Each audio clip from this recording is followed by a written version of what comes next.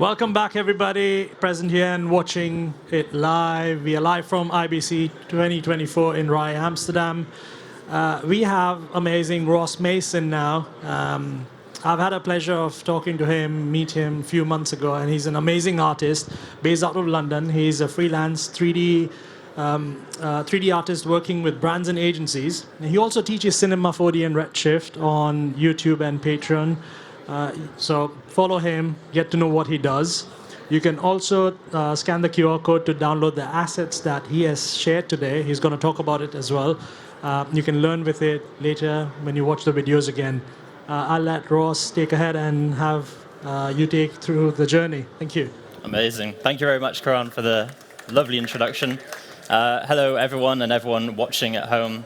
Thank you, IBC and Maxon, for having me here today. It would be useful if my laptop was on. There we go. Is it working? Cool.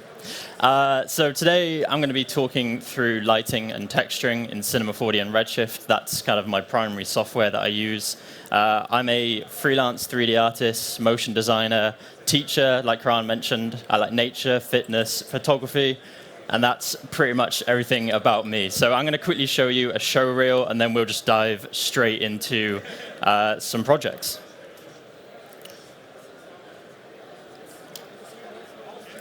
If it plays, there we go.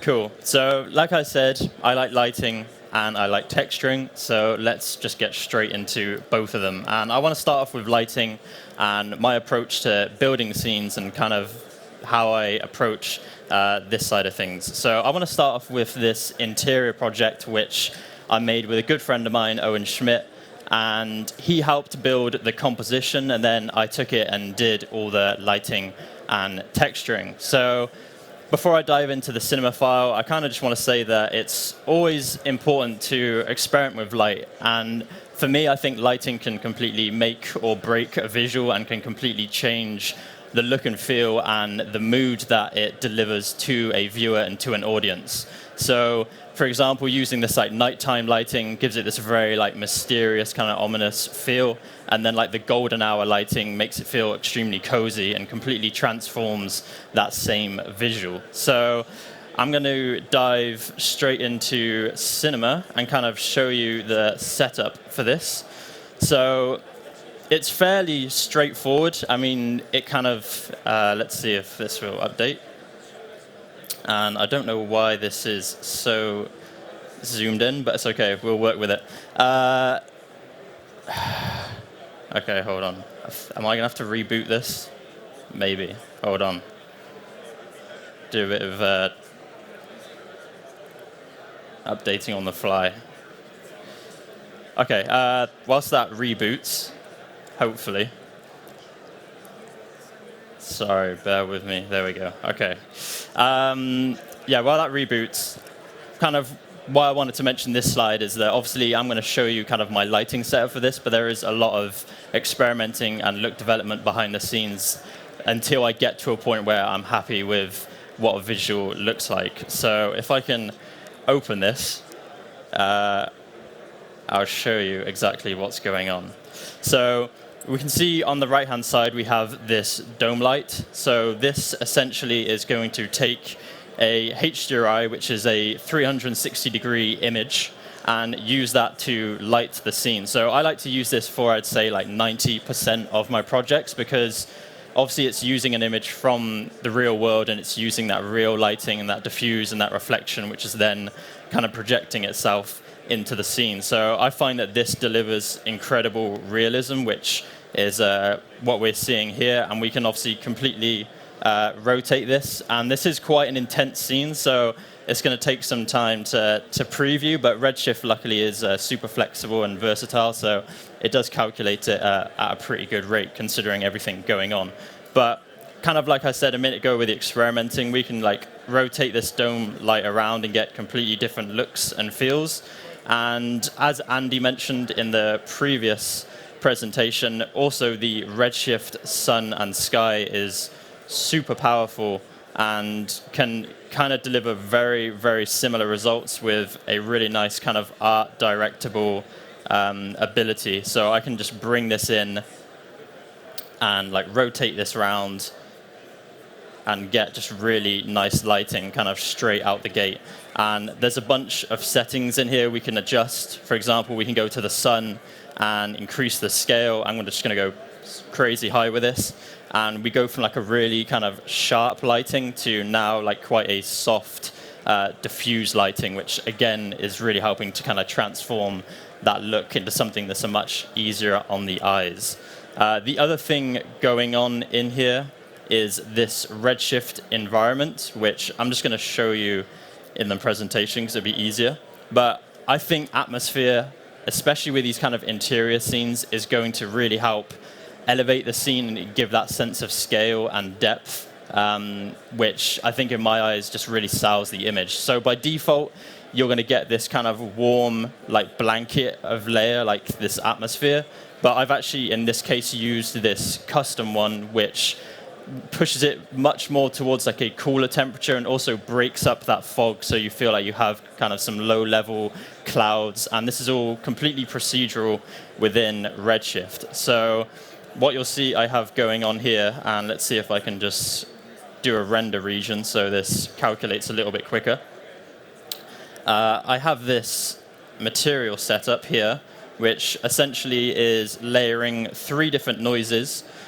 This kind of like cool blue one, a warmer kind of orange one, and then a black and white noise over the top, which then is kind of creating this separation within the fog. And I have this all added up in a color layer. So if, for example, I pushed this layer 1, which is the warm noise, all the way to 1, we should get a much kind of warmer fog.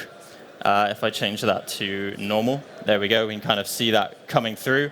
And if, on the other hand, I pushed it all the way down to something super low, that cooler noise from the base layer is going to come through, and now we have this super cool atmosphere going on. So this is a really quick way to add a little bit more detail to the Redshift environment and break it up and just give it a bit more of a natural feel. The other thing I love using in Redshift is the Redshift post effects, which shouldn't be this scaled in, but we'll work with it. We have a bunch of settings in here which I like to play with to adjust kind of the grading and the final look and feel of an image, and this means you can do everything in cinema without having to take it into something like After Effects or Nuke for post-production. So, for example, the first thing I've done, which makes a major difference, is boosting the exposure up to 2. So this would be the default kind of look with the lighting I have going on, and just immediately boosting that exposure gives me tons of flexibility in terms of the brightness. But then what comes with that is, by default, the highlights are now going to get super overexposed. So what I've done is I've enabled this tone mapping option, which will clamp those highlights, and now we have a much more kind of flat image, and we're not getting those overexposed areas. We have more settings down here, which I have enabled. We have the color controls, which is going to help to dial in some contrast, because obviously now we have clamped those highlights, so we're taking a lot of that contrast out. So using the color controls, I can dial that back in. I can use this really handy kind of curve here to like clamp the shadows even more and boost the highlights back up if I want to. But I think there's kind of like you want to find a middle ground where you're not crushing all the black values and overexposing the white values. So it's just a super powerful tool to be able to kind of dial that detail in. And then there's a few other things. We have bloom going on, which is kind of adding a bit of glow to the lamp on the left over there. If I adjust the threshold, you'll see how the lower I go with this, the less picky it is about the areas it overexposes and glows. So you can create really stylized looks with this setting. I'm obviously trying to go for something realistic, so I'm putting it into a space where it's only kind of blooming the areas that should be glowing like the lamp. So these redshift post effects are super powerful, and you can kind of see the difference before and after just by using these. So that kind of can remove a whole step of taking it into another software, like I mentioned. Okay, so I want to move on to some product lighting. I do a lot of product work, and I think it's always important to reference photography when working in a 3D space. So something I like to study a lot is lighting techniques that photographers use. And one of the most popular ones is the 3-point lighting system. So this consists of a key light, a fill light, and a rim light. So essentially we're using these to illuminate different parts of the product and give it a really nice kind of studio finish. So the key light is what we're seeing on the left-hand side. That's the brightest and biggest light in your scene. And we then have the fill light, which is just going to lift those shadows ever so slightly so nothing's completely dark. And then we have this lovely rim light on the right-hand side, which is going to separate your product from the background. Now, this is quite a basic principle, but I think once you learn this, you can start to bend the rules and apply this to your own work and start to create more stylized looks. So you'll notice as well there's one final step at the end, which is just lifting everything that little bit further. And that is, again, the dome light, which I've mentioned in the previous one. So a dome light, I've already talked about it briefly, but it's a 360-degree image, something like this. And we're just using that. If I open the file, there it is. We're just using that to, let's see. There we go. We're using this dome light just to kind of lift that scene ever so slightly. And the reason why I do this, again, is for extra realism in reflections and diffuse. And even though in this case it's quite subtle, you can kind of see, I don't know how well you can see on the screen, but it's adding some extra reflections on this oil can, which has actually come as part of the Cinema 4D asset browser. So they have a really good collection of models and materials and all sorts. It really has expanded recently. So you can grab a lot of stuff straight from there and bring it into your scenes. But like I said, this dome light is kind of the missing piece, I think, in 3D for this 3-point light setup. Because if you think in real life when a photographer is shooting a product in a studio, obviously that space is reflecting in the product. So I think this dome light helps to kind of simulate that. The other thing we can do in Redshift with lights, which I think is super powerful, is we can actually add textures in here. So again, everything I'm kind of doing and my thinking behind this is how would a photographer approach it? So for example, in these area lights I'm using, so in this key light, for example, I have this softbox texture down here, which I have grabbed from Grayscale Gorilla, which is a great kind of resource for, again, textures, materials, HDRIs, but you can find these kind of anywhere. And even though it's very subtle in this example, if I was to go down and reduce the spread of this light and then reduce the intensity ever so slightly, we can start to see that texture come through in that light. So it's breaking it up from just being a solid white light to something that now has a little bit more detail. So you can see that's kind of like the basic light. And with this softbox enabled, we get a really nice fall off and we get a bit of breakup in that light, which I think just kind of helps to add that extra little bit of detail, which when you piece everything together, creates a really nice finish. So kind of with this principle in mind, I want to talk about this barn door style of lighting. I don't know if that's the official name, but that's what I've named it. And this comes from the idea, again, in photography of where you have these barn door attachments on the side of your softboxes and your spotlights, which then helps to focus the light into a certain area. So we can do this super easily in Cinema 4D using that spread tool that I just mentioned a second ago. So this is the scene here. Just like we did with the interior, we have some post effects going on just to kind of clamp that contrast. But you can see in our key light here, if I go down to the spread, we have this set super low to 0.1, which is giving us this really nice kind of high contrast look and feel. And this is just super easy to do in Redshift. So if I lock the camera and jump out, I can kind of show you the scene and what we have going on here. So I've just made this light really, really small. And the reason for kind of hitting it from this left-hand side, and this is like another thing that I'm very aware of when I'm lighting my scenes, is how the positioning of your light affects the look and feel of the product. So for example, if I was to take this same light and move it in front of my product and just rotate this around, let's try to get it somewhere like that. So now we kind of have the same light with that same kind of high contrast, which is a little bit too bright right now. Let's drop that down. There we go. So we have that same light, but we're starting to lose a bit of the shape and the depth of the object because it's being lit front on. So we can see, we still see some of those creases and those details, but from a viewer's perspective, lighting it from the side really helps to capture that depth and the volume of the product. So when I'm approaching these types of projects, I'm really thinking about how the viewer is going to perceive the image and what I can do to kind of show the product in the best way possible. So this is kind of one of those smaller details, and I think this is something that you develop the more you play with lighting in Cinema 4D or any kind of 3D software. And yeah, it's just kind of learning where to position it, and again, constantly referencing photography and how they light their scenes.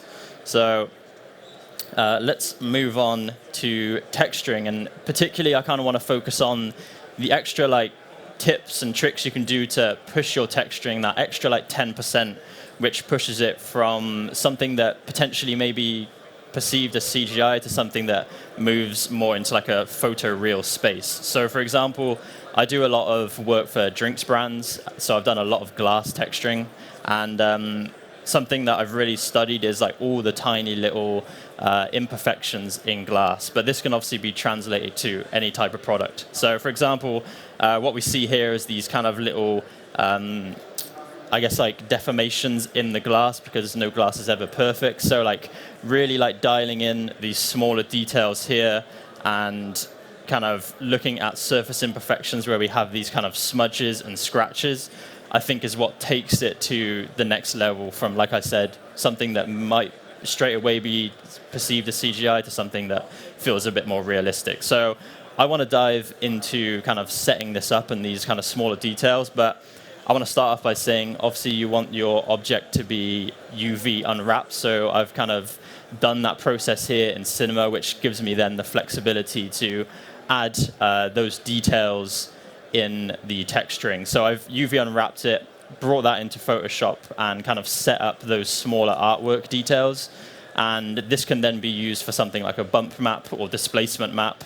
And what I'm doing here essentially is anything that's black is going to have 0 displacement, and anything that's white is going to be like 100% displaced. So by blurring the artwork, you're kind of creating that gradient from no displacement to full displacement, so you get that kind of like feathered effect, which we can see in this second version here. So the less blurry it is, the sharper those extrusions will be.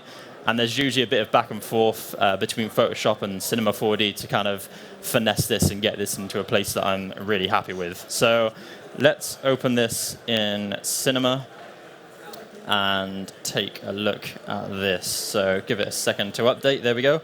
And I'm going to actually just change this from a glass material to more of a diffuse material, just so it's kind of easier to showcase to you guys. So let's just go down to the transmission and disable that, and we'll enable the base color. And let's see if I can create a render region and zoom in. So here we go. Let's take a look at this.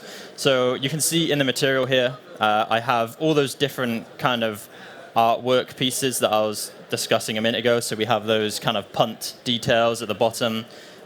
We have, let's see, the kind of text. So I like to separate all these out individually so that when I plug them into these displacement nodes, I kind of have control over each of them and how they're looking. And let's just refresh that real quick. There we go. So for example, if I wanted to make that type like way more displaced, I can just increase that value and push that a lot more, and then it's not affecting the other elements. So where I can, I like to be able to separate these elements, and that just then gives me a lot more flexibility. So I'm just going to undo that. There we go. And what I have going on down here is some Maxon noises, which I'm going to talk about a little bit more later, but I like to use these wherever I possibly can because they're completely procedural, and you have all these different settings of these different noises you can play with, which will give you completely different results. You can change the scale, the contrast, everything. And in this case, I'm using it to add some very, very subtle surface imperfections and kind of break up in the model, where you can see in the reflection here, where it's not like a perfect clean line, there's a bit of breakup. So I think when I'm like approaching this, I'm trying to find a balance between it not completely destroying the product, because obviously from a client's perspective, they want to show it off in the best way possible, but also dial in that detail where, again, it's making it feel photorealistic. So you can see the value I'm using here is super, super small. If I was to exaggerate this, you can see much clearer what it's doing. It's now turned into some weird abstract glob, I suppose. But yeah, you can be super, super subtle with this, and that kind of gives you that kind of photoreal finish. So I have layered this smaller Maxon noise with a larger one. I'm going to actually just get rid of this so you can see the full image. And again, using on a very small scale, but if I was to increase this, you can see now we're kind of getting those vertical deformations. So when you tone this down to a much less intense version, you're starting to get that breakup in the reflection and in the model, where you start to kind of get that subtle wave. So these Maxon noises are super powerful, even for this particular case, but we're going to talk about it in more of an abstract way in a little bit. But I've also then, just to kind of finish this off, paired it with this kind of grungy texture, which again is helping to break those reflections up even more. So these small details kind of all add up together to create something which I think feels photoreal and dials in those imperfections. And then in terms of those kind of fingerprints and scratches and smudges that I was talking about, this can be done using either, again, noises, but in this case I've used these kind of smudges and also these fingerprints, and I've blended them together in this color layer. So you can see by default we have those smudges. They're quite dark because I have remapped them. So essentially, the brighter you go with these textures, the more rough your image is going to be, or the more rough your material is going to be. So for example, if I really brightened this and I plugged that into the roughness of our material, what we should see, if I just maybe dial a bit more contrast in this, is those fingerprints become super, super apparent. So again, like, this is now kind of too extreme, but I try to find a space where it's subtle enough that it's not distracting from the product itself. So I can reduce this back down, and let's just drop this value. And like I said, I've combined both of these together, so then we get these kind of really subtle breakups in the material. So you can obviously kind of push this as much as you want, but I think just that small little detail there helps to add those kind of imperfections we want. Okay, so some quick tips for the perfectionist and the designer, and again, kind of dialing more detail in, and again, coming from a perspective where you want there to be this bridge between CGI and photoreal. So for example, if I was to apply that same material across all these tires here, you can see those surface imperfections are in the exact same place. But I want to talk about a node in Cinema 4D really quickly that will help to break that up, and again, just dial in a little bit more realism. So let's open this and get rid of that. And let's open this here. Okay, cool. So like I was saying, this is the material here with a bit of roughness plugged in, just like I showed you in the previous example. And we can currently see those surface imperfections in the exact same place in all of these objects, which completely gives away the idea that this is CGI. So there's this lovely node that Maxon added not too long ago called the Jitter node.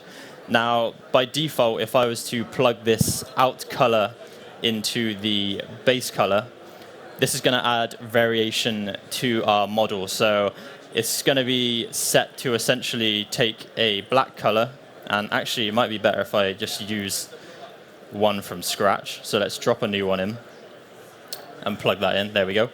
So this color jitter section is taking all these different parameters here and using them to add variation to the product. So for example, what we're seeing here is a variation of 0 saturation, so we're kind of seeing that near the bottom, to then complete saturation, which we're seeing in these red values. So we can start to vary these to potentially reduce the amount of variation in the saturation.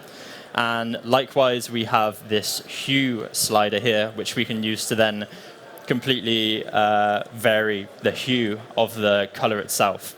So we don't want to use these particular parameters, but these are super useful. But instead, we want to use the float values at the bottom here. So I'm going to take this same jitter, but instead of using the out color, I'm going to use the out float and plug that into the triplanar and plug that into offset. And I'm also going to plug it into rotation, if I can do it. Let's move it over here. There we go. So rotation, and at the moment, we're not going to see any change. I'm going to just add a render region, so that's a little bit quicker to preview. But if we go to our jitter node and we go down to the float jitter, we have this minimum and maximum value again. And I could crank this up to something like 1. We're not going to see too much difference. If I go to 100, we're going to see a little bit more. And then if I go all the way up to something like 1,000, you can see now these two textures are completely offset from one another. So this is a really easy way to add variety across your objects, especially if they're sharing the same material. And this used to be a really complicated setup with color user data and change ranges and all sorts going on. But now it's super simple with just this one jitter node, which Maxon has introduced. And this is quite a simple example of this, but this can be used in all sorts of different ways to really help break up your products and your objects in your scenes. So me and Maxon noise. I love using Maxon noise, like I discussed earlier, and this is kind of more of an abstract take on it. So I want to kind of go through how we can use it to create something like this, but also just how it can be then applied to any type of work that you use. So I'm going to open this scene here, and let's just jump into this and take a look at this scene here. So all these scenes are using that same kind of lighting setup I was talking about with a key light and a rim light. And let's just open this material and we can kind of break this down. So like I mentioned earlier, these Maxon noises, super powerful and procedural in your scenes, so you can create some really cool looks with these. And I like to use these sometimes for these abstract visuals just for good practice, and also to think of ways how I can then apply it to other types of work. So let's break this down step by step. So we have this kind of glass material here, which is essentially just the basic material, but I have enabled transmission with an IOR of 1.5, which is kind of like the IOR and the index of refraction for a glass. And straight away what I've done is I've used this Maxon noise here, and I've used a ramp node to clamp this down so it has a lot more contrast. And this is being dialed in to the reflection roughness. So essentially, we're going to get some breakup in that reflection, like I talked about with the wine texturing. I'm just going to quickly get rid of the displacement so it's a bit easier to see. And I also have these bubbles inside, so let me just hide those very quickly. But if I push this into kind of a much brighter space, so for example, if I lift this value from 25% to 100, that noise becomes much brighter. And if I increase that ramp and move that slider along, what we should see now is that roughness becomes super apparent. So now we're kind of getting some breakup in that reflection. Again, I used it quite subtly here, so I'm just going to drop that back down and reduce some of that contrast. But I think kind of the main approach for everything I've talked about so far is using things in a way where it's not taking away from it, but it's adding that kind of necessary detail to push it into more of a realistic space. So that's what I'm trying to do here with the noise. The next thing I have set up is this very large scale noise here, which is set to the turbulence noise, which if I just drop the scale down to something like 60, and let's just fix that real quick. There we go. This gives you a much kind of like rougher, grungier noise as opposed to like the basic noise, which I can't see. Where's it gone? There it is. Which, yeah, is much softer. So the turbulence one I find gives you a lot of detail. And in this case, what I've done is I've made it super large scale and just increased the kind of stretching on the x-axis. And then this has also been multiplied with this other noise I have going on. Again, using turbulence, but this time stretched on the x and the z-axis to kind of give this like swirling effect. And I've then inverted it using the color invert node and multiplied it over the top of that kind of Maxon noise we had there previously. So with all of this combined, I then have plugged it into a material blender, which is going to basically take this blue material I've made. Let's just get rid of that. There we go. So this kind of blue material with a bit of subsurface going on, which gives us that really nice yellow fall off, which is in here. So subsurface is a great way to kind of scatter light through your objects and give you a really nice kind of soft feel, which you can use for like marble textures or like kind of milky textures. And essentially that is going to be scattered and blended using that Maxon noise. So you can see now we have some of that glass and we have some of that subsurface material coming through with those kind of cutouts from the Maxon noise where we can see in that kind of spiral pattern. So straight away we're starting to layer these to kind of add more detail and create something a bit more abstract. And also it's then kind of like dialing in these really nice kind of shadows here from the glass. So we can push this one step further. We can use another Maxon noise here, which is this Voronoi noise, which kind of gives you these little dots. And I have played with the high clip and the low clip on this to essentially kind of determine how many of these dots I want to be shown. So by default, you'll get something like this. But if we use the low clip and the high clip, we can really crush those black values and boost those white ones. And now we get something like this. And then if I duplicate that and make it much smaller scale, I have this smaller version, and then I'm using a color mix to get a mix of both of them. And this, again, is being used in the material blender for this third material, which is this very like metallic material here. So if I just plug that into layer 2 of our blend material into the blend color, or sorry, not the blend color, the material color. And then I use that color mix and I plug that into the blend color and then output that. Now we can see those kind of dots coming through in that texture. So you can start to see how this all comes together to layer a material. And obviously this is completely procedural, but you could use texture maps to get really realistic results. But I think the main thing from this is that it's completely procedural, and I could change, like this noise here, for example, I could just change the seed of it and maybe just change the scale. And now we get like a completely different noise, and then that gives us like a completely different look in our material. Now we don't have those kind of spirals, we have like these little bumps going through the material. So that's what I love about using the noises, is how procedural and how flexible they can be. And the final thing which is going to really elevate this material here is then using these noises for displacement. So I can use that same noise here, plug this into a displacement, and then plug that up into our material displacement up here. And there we go. Now we get that Maxon noise kind of extruded into this object. So this object that is very simple. It's just this kind of like half sphere, glob looking thing. is now like completely transformed just using texturing and using noises and displacement. So there's so much you can do with noises. I think they're super powerful, and that by experimenting with them, you start to kind of really open your mind to how you can approach texturing. And also, it's just a good way to practice and play with things in a more fun way. So I think I've got a bit more time. I wasn't going to discuss this, but I will, since I seem to have flown through it also so quickly. Another thing I want to discuss is user data in Cinema 4D, and this becomes super useful for client projects. For example, with this electrolyte company I was doing work for, where there's different variations of their products, and I want to be able to use one material and just be able to create variations of each of them. So for example, they have these different flavors, and I have just set up this user data setup here to be able to quickly flick through this variations.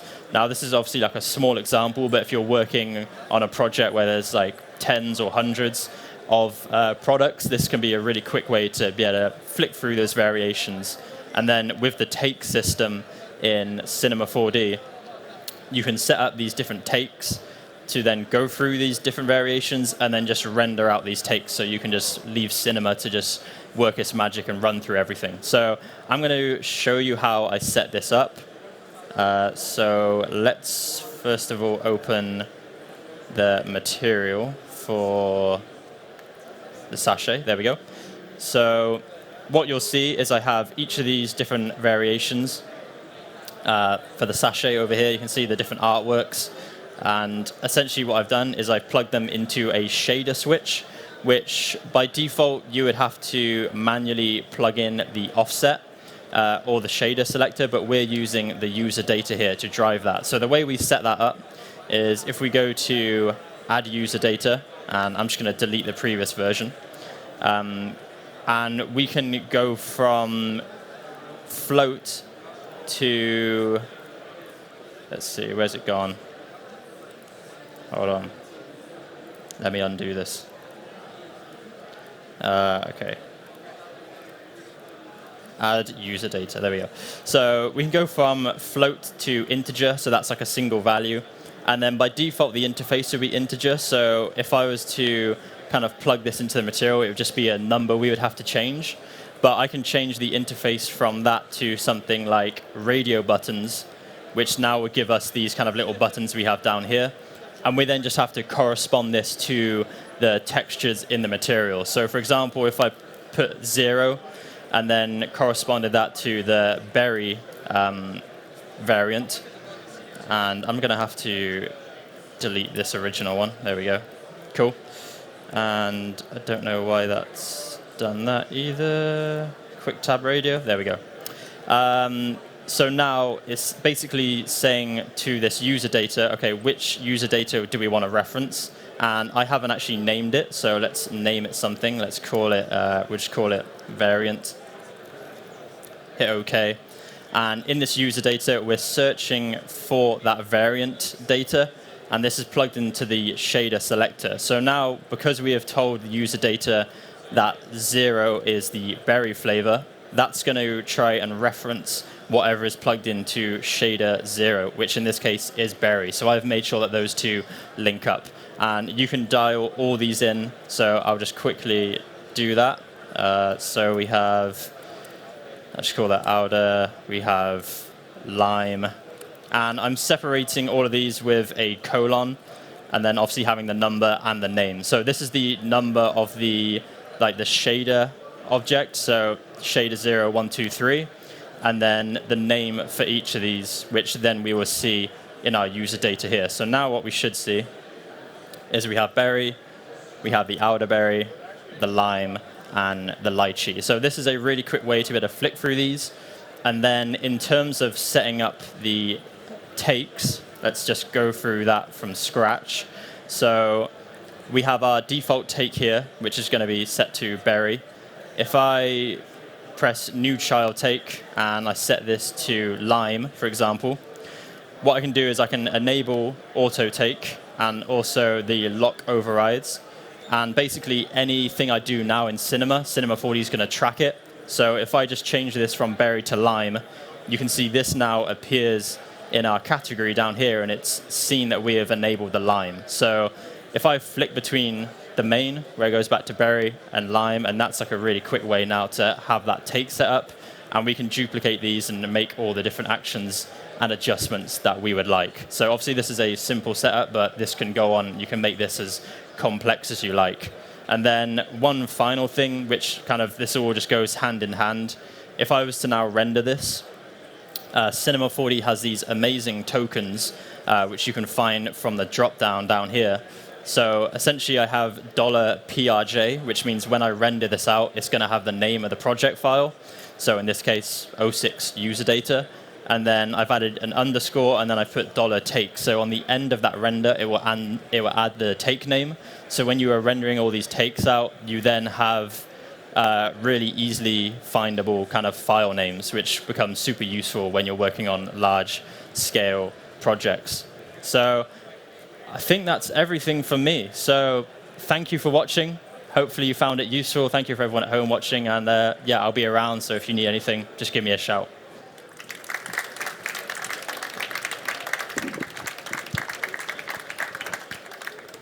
Thank you so much, Ross. It was amazing.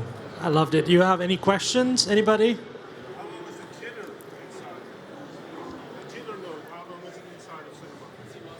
How long is the Jitter node inside Cinema? I think it's been in there for the last few versions. So it's been in there a good while, but it's kind of flew under the radar a little bit. So yeah, definitely go and check it out. Well, if you all have any questions regarding the products, you can always ask the training team and the product team that's here. Anybody with a Maxon t-shirt here, you can always get hold of them and ask them the questions. Also scan the QR code to get the assets. There's another QR code to register and win a Maxon 1 license, so please scan that as well. Everybody watching here as well as live. We'll be back in around 15-20 minutes with another amazing presentation from Roche Studios. So see you in 20 minutes. Thank you.